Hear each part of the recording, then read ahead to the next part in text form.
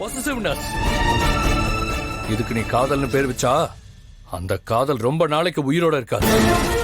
அதனால முடிஞ்சா நான் தமிழை தத்தெடுக்கிறப்போ என் கூட நில்லு. இல்லனா ஒரு ஓரமா நின்னு வேடிக்கை பாரு. நீ இப்படி கத்துறதுனாலயோ இல்ல இதோ இந்த மாதிரி நடந்துக்கிறதுனாலயோ என்னோட முடிவை மாத்திக்க முடியாது.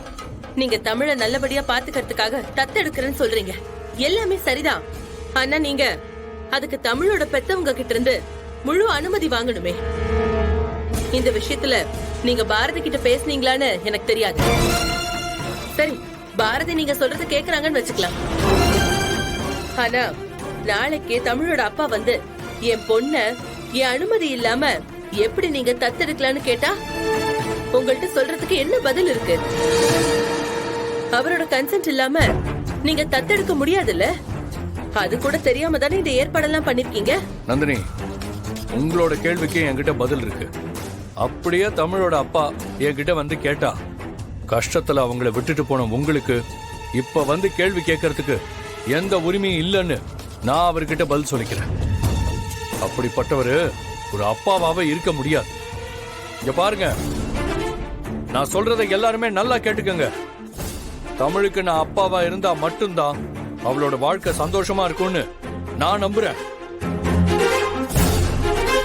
என்னோட முடிவு இதுதான். எங்க கிட்ட ஒரு வார்த்தை கூட கேட்காம இப்படி ஒரு முடிவு எடுத்துட்டு அதுல இவ்வளவு பிடிவாதமா இருக்கீங்களா? அது நீங்க என்ன பத்தி யோசிக்கவே மாட்டீங்களா? இங்க பாரு மித்ரா, இந்த விஷயத்தை நான் பண்றதுக்கு யாரோட அனுமதியும் எனக்கு தேவையில்லை. இங்க இருக்கிற யாருக்கிட்டையும் நான் பெர்மிஷன் கேட்க வேண்டிய அவசியமும் இல்லை. இந்த நிமிஷம் எனக்கு பாரதியோட சம்மதம் மட்டும்தான் தேவை.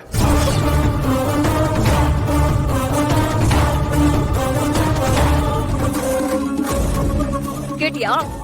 கேட்டியா? அதையே என்ன பண்ணி வச்சிருக்க? நல்ல கருணாக மாதிரி எங்க இருந்து எங்க வீட்டுக்குள்ள வந்த? நான் சொல்றத நல்லா கேட்டுக்கோ. இப்போ இந்த நிமிஷம் மரியாதையா உன் பொண்ணை கூட்டிட்டு இங்க இருந்து ஓடி போயிரு. இல்லனா இங்க என்ன நடக்கும்னு எனக்கே தெரியாது. என்ன உன் பொண்ணை வச்சு டிராமா பண்ணிக்கிட்டு இருக்கியா? நான் யாருன்னு உனக்கு தெரியாது. ஆதிக்கும் எனக்கும் நடுவுல யார் வரதுக்கும் நான் அனுமதிக்கவே மாட்டேன். பாட்டி, அவள பாருங்க பாட்டி, என்ன எவ்வளவு நக்கலா பாக்குறா. பாருங்க பாட்டி, பாருங்க. ஏய் பாரதி, மரியாதை கேட்டணும் உனக்கு. ஒழுங்கு மரியாதையா உன் பொண்ணை இங்க இருந்து கூட்டிட்டு ஓடி போயிரு. இல்ல நடக்கிறதே வேற.